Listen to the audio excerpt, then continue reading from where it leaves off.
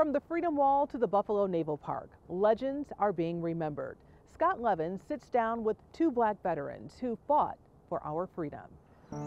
Here's my block right here. Ronald Basham is now 90 years old, a friendly and likable man who loves to talk and tell a joke. But his favorite subject is the African American Veterans Monument, right here on Buffalo's waterfront. Ronald is considered part of the greatest generation, a veteran who visited 12 countries and saw 3 tours in Vietnam and was involved in the Korean War as well. As we sat for this interview during a chilly February day along the waterfront, Ronald was proud to tell me he's also a recipient of the Bronze Star. That's about being in the wrong place at the wrong time, knowing how to duck and hide. That was the Battle of Quan Tri, one of the bigger battles of Vietnam. I asked him what it was like to see combat in one of the deadliest wars ever. Scary as hell, excuse my French. Anyone that says they're in their combat ain't scared, hey, don't believe them. The idea is not to fight the enemy, but keep the guys around you alive so we can all go home. What was it like, it's Black History Month right now, what was it like to be an African American fighting for our country? You have mixed emotions because they lie. They say different things. Start with the first lie that you're going to get your freedom. And you never get your freedom, neither do you get the 40 acres, and you darn sure don't get the mule. Tell me about that. Well, like I said, it's nothing you can be angry about. You got to accept the reality and let it make you stronger, give you resistance. Tell me about the contributions that African Americans have made to the military. Well, I would have to say that it all started with World War I, where we weren't decorated by the United States, but we were decorated by France and England, because we weren't allowed to get decorations, nor did we want to be recognized. World War II, they put a ceiling on the amount of decorations which we could receive as African Americans.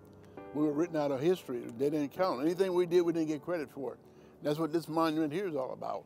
It's trying to give it the honor that we were denied for the service that we gave here. This monument, Ronald says, means everything to him. Finally, the recognition African Americans deserved. This is a national monument. We got people in California, Alabama, everywhere. Robin Hodges is a Navy veteran who served more than 2 decades. She is now the Chief Operations and Impact Officer for the monument. If it were not for veterans, all veterans, but especially because we stand here today at the African American Veterans Monument, African American veterans, that we would not be able to do the things that we do today. I'm very proud to have served my country. The monument shows that we know that we have a history, we want to share it with everybody, and we believe in racial equity. Everybody has a story to tell, everyone's story should be told, not just a certain few. The tall black pillars each represent one of the 12 wars that African Americans fought in, from the Revolutionary War to Afghanistan. Wars he hopes the youth of this country learn about right here with a hands-on experience. We are somebody. We should be reckoned with, we should be appreciated, and we should be thanked because we built this country. Everything in this country primarily built by slave labor. And as the temperatures continued to drop, and just before we left each other, we stumbled upon Ronald's brick one last time. What do you think when you see that? I think it was a terrible journey, but a learning journey. I got everything I asked for and more. I get it. See, yeah. My parents would be careful what you ask for, you may get it. Right. And I got that and more. Yeah. But like I said, the main thing is I came home, I still had my family, everybody was intact. Amen.